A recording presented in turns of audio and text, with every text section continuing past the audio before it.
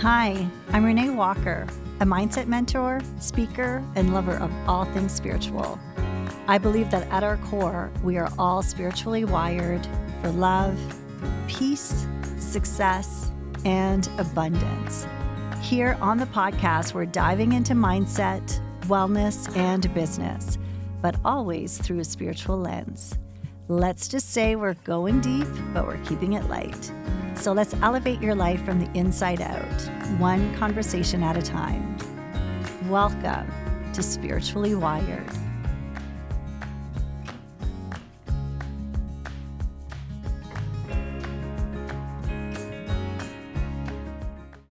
Welcome back to the Spiritually Wired podcast. I'm so looking forward to this juicy conversation today because I have with me Anna Lozano.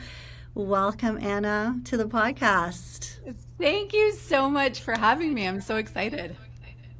I am too, because Anna is someone who is, you're an entrepreneur, you're a mentor, an investor, and you are all about the energetics in business and life. So that is 100% my jam, and I can't wait to just go deep in this conversation and see where it brings us.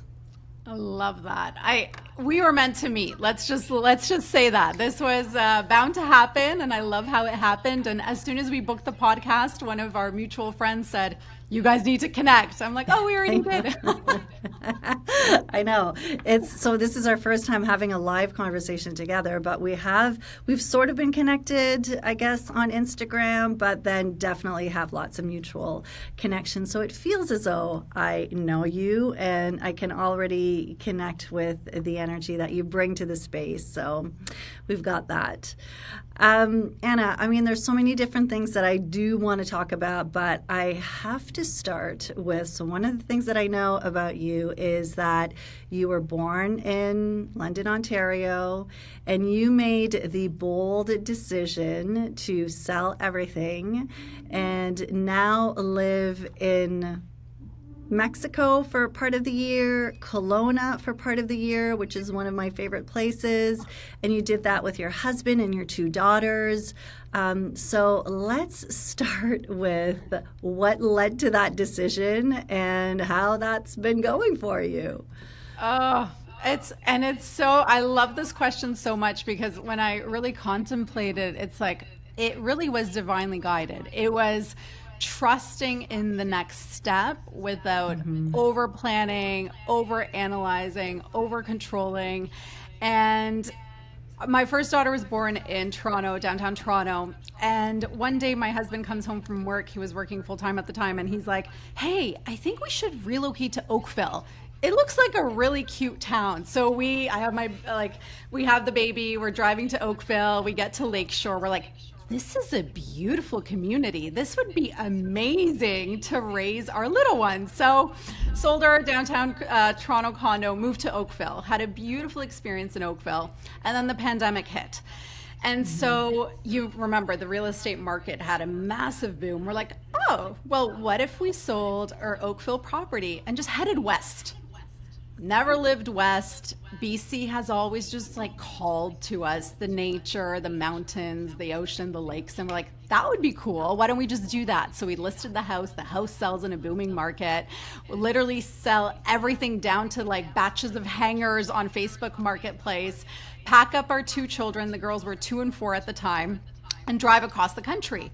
And we're like, well, since we don't know BC, why don't we just explore BC for the entire year and see what calls us? Now, every place was magical. Every place had an amazing community. We were always looking for entrepreneurial communities. And Kelowna called out to us. We saw a beautiful real estate opportunity. We're like, let's go for it. We loved Squamish. We loved the island. We loved Vancouver, obviously. And so we settled in Kelowna. Now, interestingly enough, Kelowna was booming. So many entrepreneurs relocated to Kelowna around that time frame, and we built a beautiful community of amazing humans.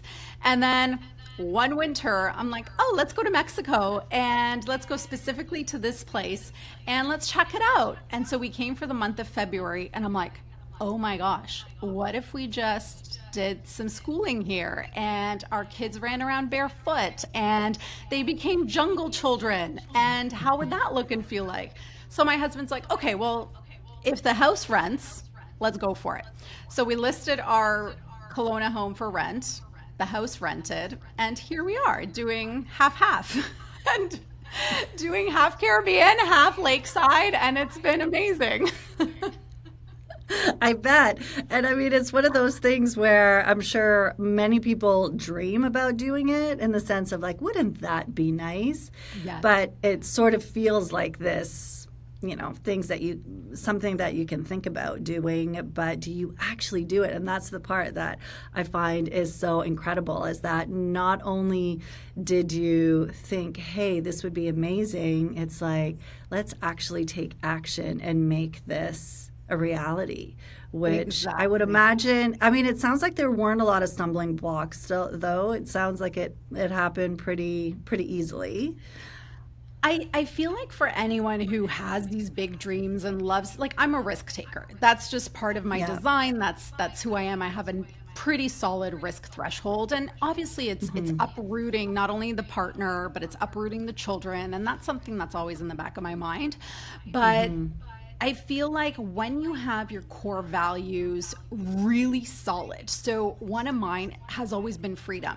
And any time and place and space when I start to feel constricted, or I start to feel a lack of flow, or I start to feel this kind of intuitive calling and knowing that it's time to shake things up because there has to be something else, this is where that core value of freedom is, having the structures in place. Like, we became entrepreneurs 15 years ago, which allowed us to be portable, which allowed us to create our own economy, which didn't make us dependent on, having to be in a certain location. That was in place way before I was able to make these decisions. And so I think Yeah. for anyone contemplating, it's like, what are those core values for you personally, but also for your family unit? And what needs to happen around those core values so that when opportunities arise and synchronicities show up, you're able to say yes, and then you're able to take that associated action with it. I love that. And I love how you said to shake things up, because I know, I mean, we certainly didn't do a big move like you did, but we recently moved like a year ago. And that was one of the things that it was one of the unexpected gifts of, I'm like, I felt like we just shaking things up once in a while. And I mean, not to say that what was before, I mean, I was so attached. Like, it made me realize how attached I was to like the neighborhood and the house itself, and the memories of, the kids growing up mostly in that house. But when you make those changes, and it can feel scary, and sometimes like there's like the vision, but then there's also like the attachment and the resistance around it. It is like, it really made me see how we need to do that. Like, we just need to Yes. shake things up once in a while, like kind of sweeping away, like taking a little broom and sweeping off all of the stuff that we're holding on to just because. That's right. And I think for me, a big piece of exactly what you're explaining was attachment to things. When I look back at our Oakville home, like, everything was restoration hardware and crate and barrel, and it was beautifully decorated. And I worked with a designer, and it was where my second was born, my first was raised. And it's exactly those attachments, and those attachments to, like you just said, core memories, and especially to things where it Yeah. was my first experience of a letting go, and we literally only owned what fit into our car. And that was so freeing. And again, connected back to my core value of freedom, I didn't realize how strong my attachment was to things until I let it go. And then we did it again when we had to clear out the home for renters. And so now there's this beautiful, and what I'm witnessing is my children now embody this as well, where it's this beautiful flow of energy as it relates to stuff. And so right now we're clearing out this home to head to Kelowna, and my daughter's like, "Oh, well, I want to donate. I want to give to the kids in the pueblo, the town across where we live from, because they need this more than I need it." And so now it's just a foundation of what we do is we clear, and we know that generosity, and it can serve someone else, and they no longer like they no longer hold the attachment that maybe they would have if we continue to accumulate things over the years, because that's what we naturally do with children. Yeah, absolutely. And with children, you actually accumulate so much more. So much. So much. I'm very impressed that you're able to do this. But it really sort of like, it comes down to, what I can see with you is how you are so intentional with the life that you are designing. So what plays into all of this? Because I know that you have built, scaled, exited, very successful businesses, and now you mentor other women as they sort of scale and start up their businesses. But how has that, played in with you sort of designing a life with intention? Such a powerful question, and it's a reflection of the last 15 years. And I feel like when I first came into entrepreneurship, I needed to look at myself and go inward and start that work in terms of personal development. Now, that first personal development work, if that's what we want to call it, was really mindset and looking at, if I want success, if I want these results, if I want these desires to become my reality, okay, well, where is my programming? Where are my beliefs? And that's where, for example, my first work began around money work. I was raised as a Polish immigrant. We came to Canada when I was 6 years old. And so there was a lot of attachment to like hustle and hard work, and really this heavy energy of heart. And so I realized that when I became an entrepreneur. And so I always prided myself of, hey, I am a hard worker. I go above and beyond. If I need to stay longer, work later, make sacrifices, hey, I'm raising my hand, I'm going to do this. But it wasn't until years of personal growth work that I realized, like, okay, this needs to shift, because the future cannot be designed from this energetic space. And actually, quite recently, I realized that when we look at nervous system, for me, safety came with hard work. Safety came with hustle. Safety came with that programming. And it's only when I came here to Mexico, and the whole way of living, way of working is so different compared to North America, that I realized how uncomfortable I was in ease, how uncomfortable I was when I wasn't doing and creating and working on the next vision. And that's when this next evolution of work began. So first it was mindset, programming around money and work ethic, and how it has to be done to quote unquote become successful, right? There's this North American, and this is shifting, but especially for women, is like, we need to work like men in order to achieve X and Y, or get a seat at the table, or be in a C-level position. Now, as an entrepreneur, that's the rhythm that I naturally took, because those were the examples, that was the evidence that I saw, is women really working hard in order to get those multi six figures, seven figures, and beyond, create those businesses. And so when you have a foundation of success, you start to look at, well, what is the next chapter going to feel like? Because I'm no longer willing to sacrifice my time with my children. We were building and scaling a product-based business when my littles were babies. And that I missed a lot of moments. And yes, I loved that experience of scaling and exiting a company, but I missed a lot of moments with my little ones. And so now what I'm building, there is no sacrifice. But the work today has really been focused on like the nervous system of like feeling safe in ease, feeling safe in peace, feeling safe in the being versus the doing. And like, holy, the programming of that I had to uncover and unveil and start to really rework and create the new. Yeah, I mean, I know personally that, and I feel like almost every episode it comes up the idea of being safe or feeling safe, and how important it is to rewire our nervous system, and how I mean, our nervous system is basically running the show, and so we're making these decisions based on what our nervous system needs in order to feel safe. And I'm sure even when you were making that big decision to sort of like, make a big change in your life, no doubt your nervous system was triggered in some ways. I would imagine, like, is this crazy what I'm doing? But yeah, that's amazing. And I think that at that stage too, as you do this work and embark on this journey, there's this level of, you have evidence of like, okay, I've done this before, and we weren't chased by tigers, right? Because we're all like wired for survival. But the thought about it now is like, okay, well, how can I be wired for thriving versus surviving? And it's that daily devotion, daily practice to doing the work and doing the rewiring.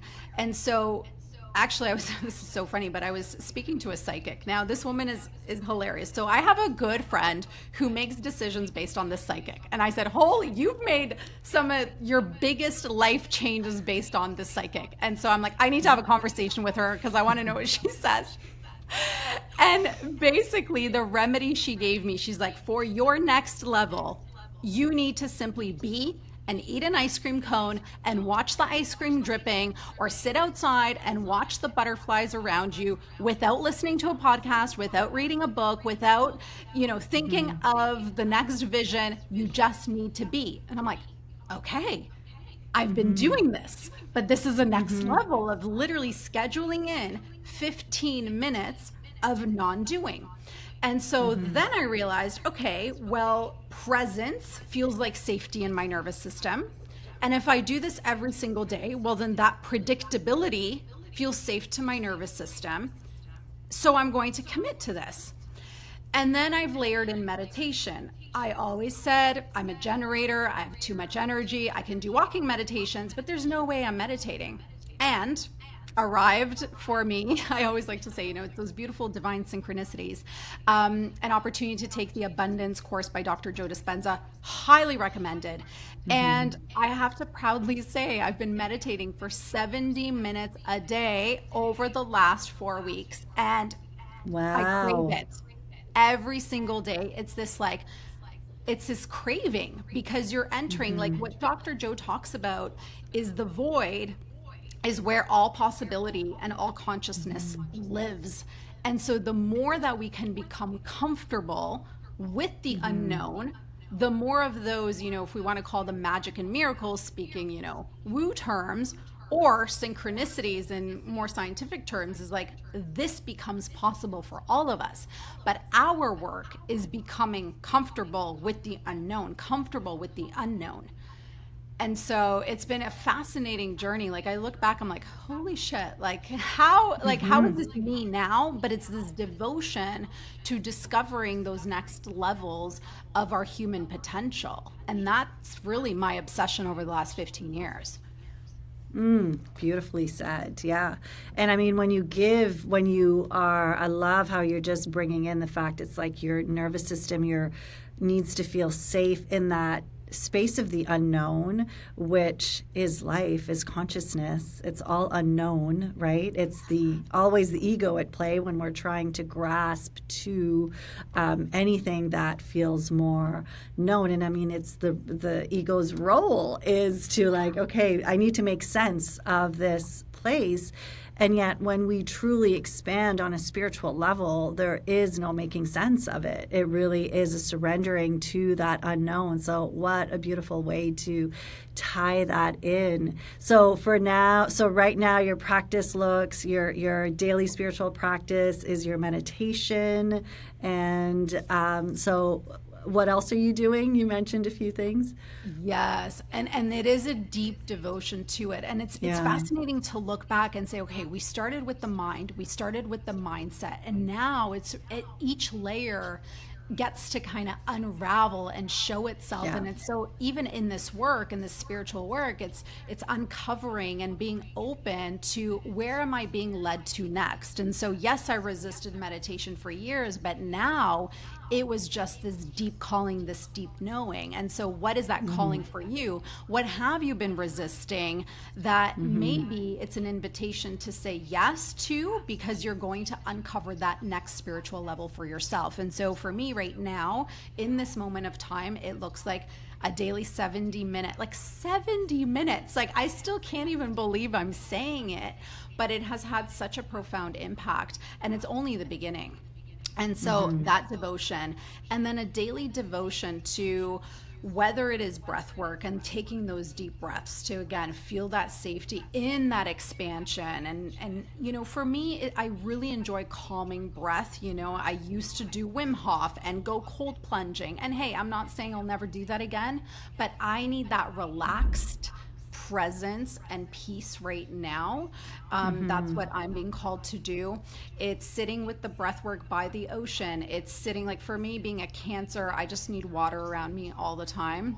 It's just simply being and not choosing to do, well, like when we're reading or we're listening to podcasts, we're doing. So yes, there's time and place for that, but just to be and witness what's going on around you, the sense, what you're seeing, what you're hearing. And that's a mindfulness practice that, again, the presence of doing that signals safety to our nervous system, that yes, we get to be uber successful and abundant in this ease of being, which is so opposite of the programming. But the more that we can do this and make it a habit, and I'm not saying do this for 7 hours a day, just try it for 5, see how you feel.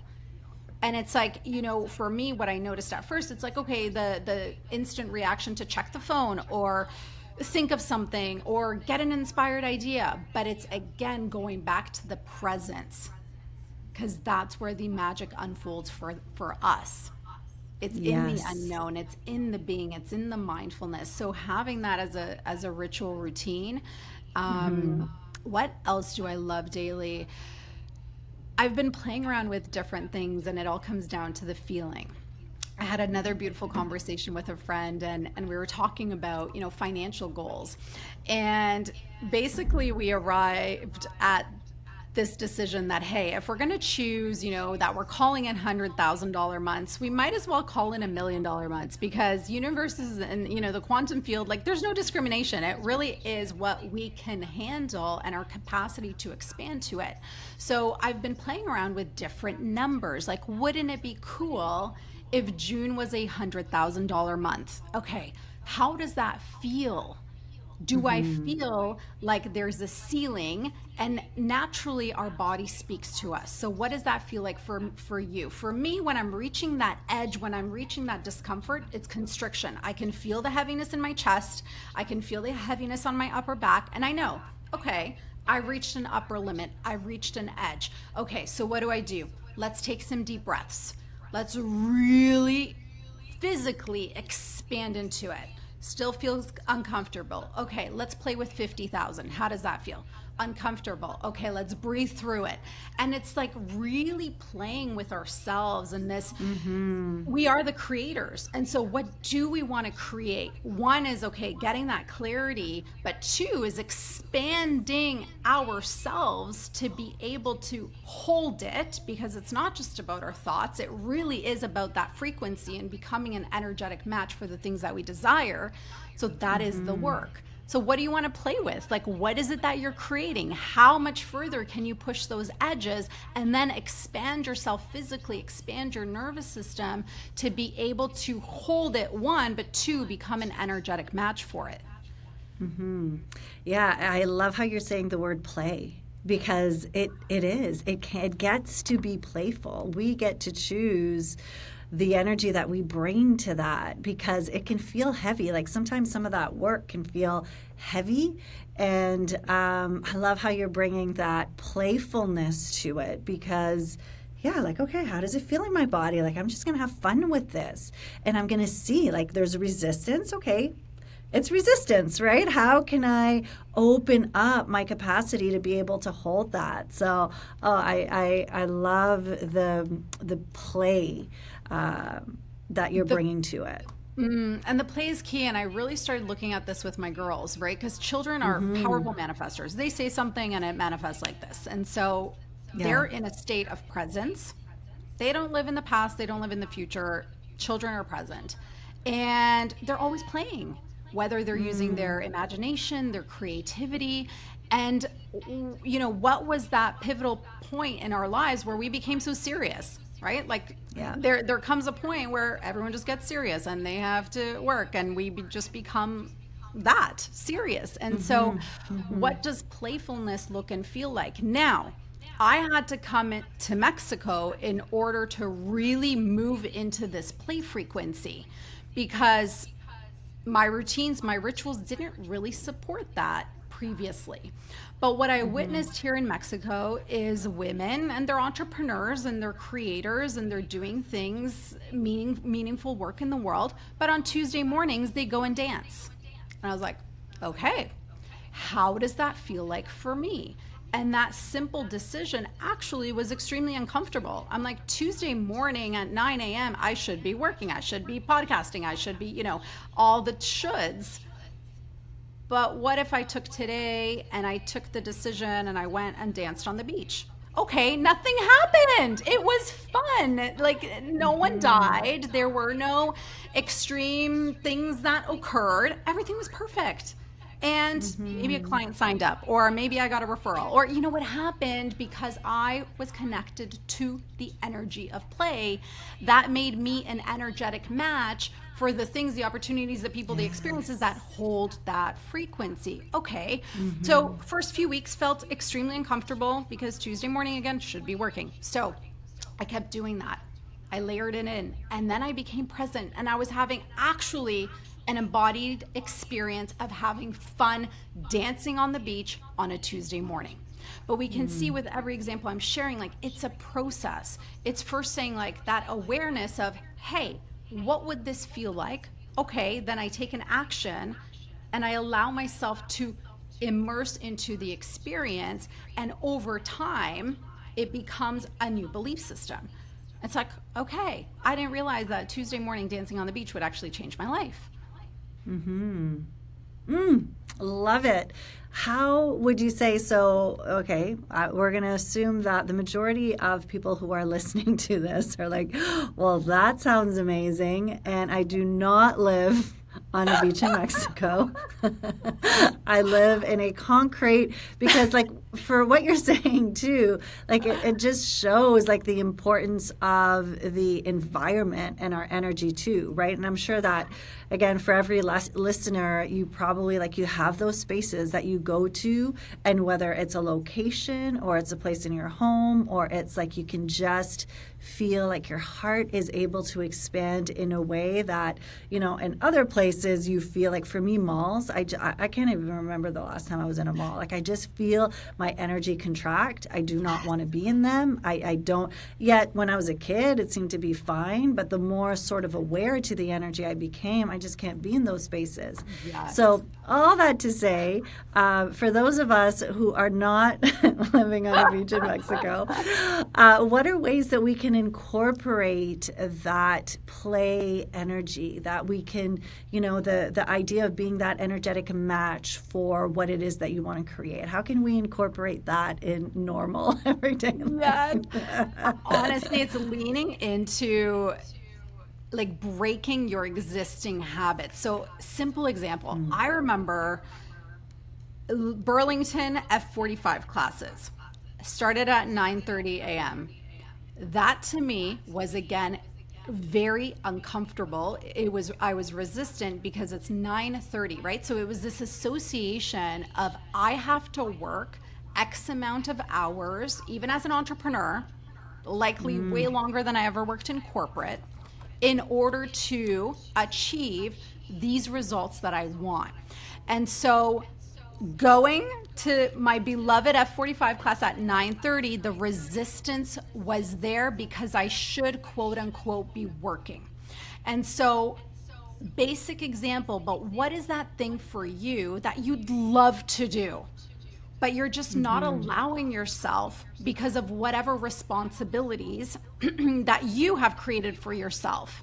And on the other side of that is a belief that if you do this, then maybe you won't reach that goal, or maybe you won't get that yes, or maybe you're not going to get the result, or whatever it is, or your partner's going to be mad at you, or whatever that excuse may be. Lean into the resistance and lean into the discomfort and allow yourself to break your current patterns and habits, because this is again where magic lives on the other side. Magic lives in the unknown. You don't know. Maybe you'll meet your next business partner at that yoga class that you've been avoiding because it's in the middle of the day.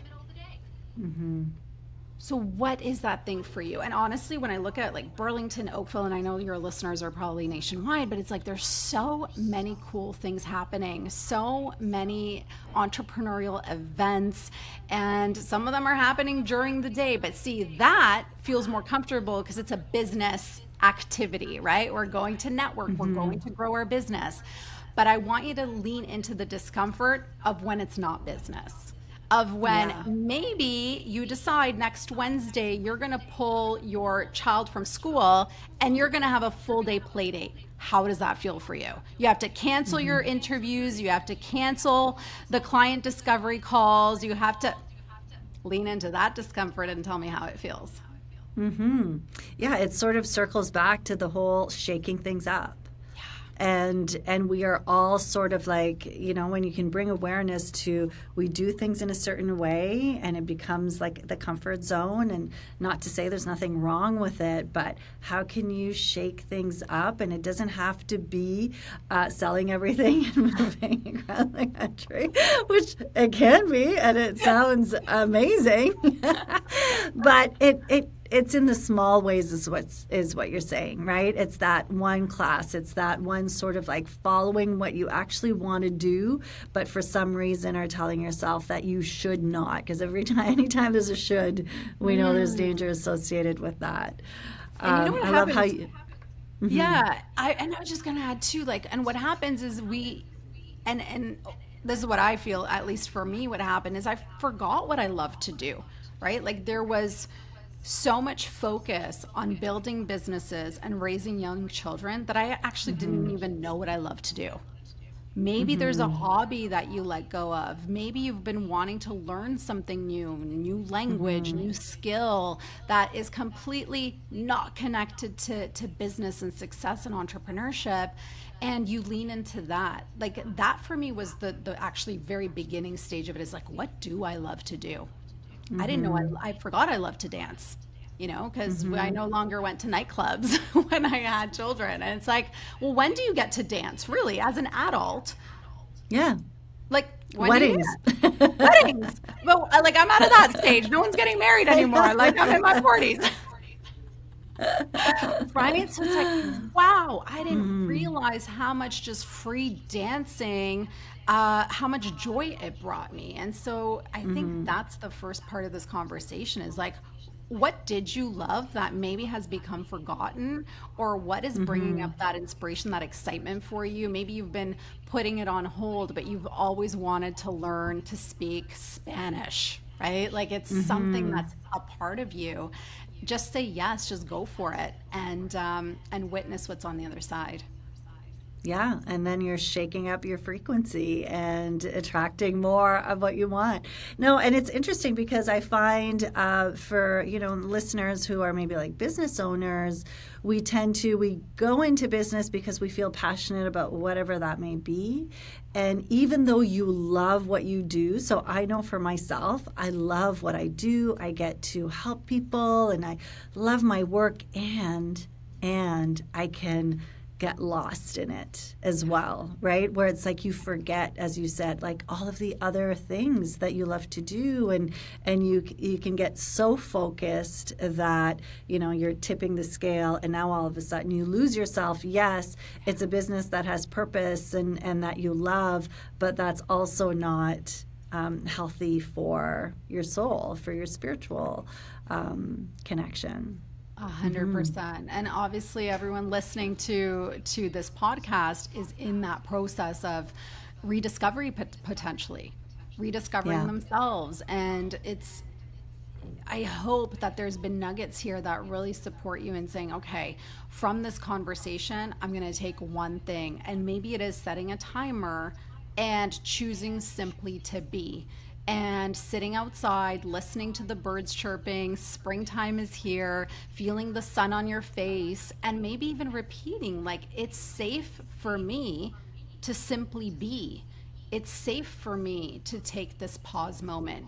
And again, if you're listening to this podcast, you probably love what you do, as we do. And it is mission driven and purpose driven. And we're multifaceted humans, and we get to truly enjoy this full experience. But we won't be able to do so until we come back and rediscover ourselves and our souls, and what lights us up outside of business. Because like we've mentioned, then we bring that frequency into everything that we do, and our magnetism just naturally rises.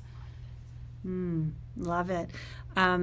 I'd love to ask you too, like when it comes to success, because it sounds like your relationship with success has changed over the years.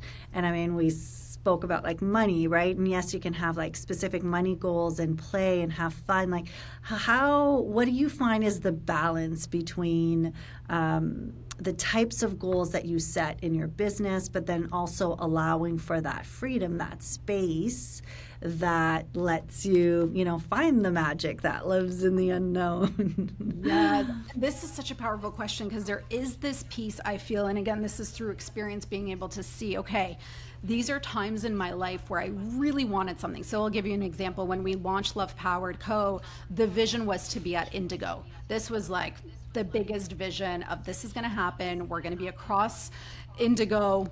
And we set that goal early on. And yes, years later, we were at Indigo. But where the most important piece of this conversation comes in is like, you as the founder, what is your attachment to those goals that you set?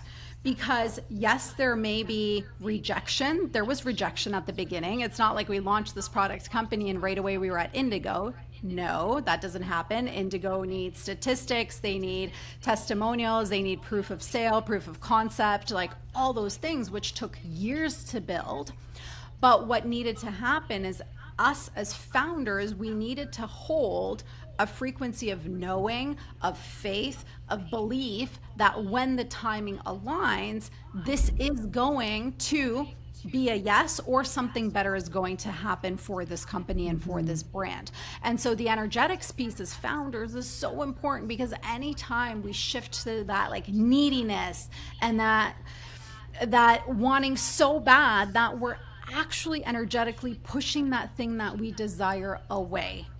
This needs to become the metric, is like, how are you when it comes to your energetic baseline as a founder, as you're moving towards those things that you desire? Because I get it, we want all these amazing things, and yet we have no control. Again, we spoke about the unknown and the uncertainty. That's where your energetic frequency needs to have a baseline of trust, knowing, faith, belief that this or something better. Because anytime you move to lack, you're pushing that very thing that you desire further and further away. Yeah. And it's amazing how we can have the goals and we sort of like, in the conscious mind are like, yes, I really want that. But it's like, what's happening unconsciously in terms of like, the resistance that we're feeling at that level. And so the more we can do the work and become aware of those underlying, like that underlying resistance that's there, it can be so powerful because it's amazing what we're holding on to without knowing. Exactly. It takes a And then lifetime to uncover. absolutely. And then that will lead to just sabotage, Yeah. of unconscious sabotage of like, well, this isn't working out. Okay, well, if something that you really, really, really wanted is not working out, well, what is the track that's playing underneath? What is that subconscious programming that's running the show? And that needs to be cleaned up. And the way to do it is to have conversations, have a peer support group, be a part of a mastermind, have a coach, because the more that we can bring the subconscious blocks and patterns to the surface, the more we dismantle their power and we create the new belief system. And so I live in the state of, yes, there's things that I really, really want, but I'm so conscious of that energetic frequency because I trust that it's this or something better. And, Yeah. rejection is never a rejection. It's a redirection. It's a possible not right now. So, what else is waiting for me to become an energetic match for it if it's not this thing? And most times it's something even way better that we could have actually never predicted with our logical and our conscious mind. Beautiful. Beautiful. And it's the this or something better, right? And the trust piece. You've said trust a number of times, and that is so important. Not always easy, but part of the spiritual practice. So this is, I'm receiving so much from our conversation. One of the things that I love to just ask, because it always fascinates me, everyone has a different answer to it, but what does spirituality mean to you? So, spirituality for me is me, my soul, and our connection to the divine, and uncovering each layer and truly being devoted to this journey over lifetime, because it's not just something we do once, but it's constant discovery and rediscovery and depth and going deeper. And it's been a beautiful experience of embodiment. Like, I can look back at my life and say, this is when it was words and they were beautiful words coming out of my mouth, and this is now an embodiment. And that embodiment is a feeling and it's a knowing, and you can feel that connection with source. And there's moments where I just feel guided, and it's like, did I really say that? No, that was channeled. That was me and my spiritual counsel working together. And so allow yourself to fully immerse in this journey, because really this is what life is all about. Yeah, and you are such a powerful example too of just the journey, right? That it's not something that happens like this. It happens over time, and it happens always for everyone in a messy way too. It's not this perfect. I mean, it would be so nice if we could just check off boxes, but that's not how it's designed. It's designed from a place of the unknown, right? So the more we can lean into that. Oh, I love it, Anna. So tell us what you're working on, what's happening in your life. Yes. So I took 18 months of just living in the unknown, and it was uncomfortable, and I really fought it and resisted it. But I said, I'm not creating something new until I can feel that ready, that drop in, that download. And so the vision came to me. And I'm launching a brand called the Prosperity Playground, which when you said playground, I was like, snap, snap, snap, like play No when you way. said play. So the Prosperity Playground hasn't launched. We're launching, it's a self-transformation brand, launching with a podcast June 24th. And I was just sharing on my IG stories, like podcasting has been around for a long time. Like, why now? There's a bazillion podcasts. And timing. We're each on our journey, and when the timing feels aligned, then that's when you take that action step, because then that action step is guided, it's divine, it's on purpose, it's intentional. And so I do see it as a first product of the larger self-transformation brand. And every day when I'm meditating, I'm uncovering the next layer of this brand, and what does it feel like, and how big is it going to be, and the impact it's going to hold for transformation around the world. And so you heard it first. I've Oh, actually not even announced this yet, but thank you for asking. yay! The Prosperity Playground. What a great name, first of all. Congratulations.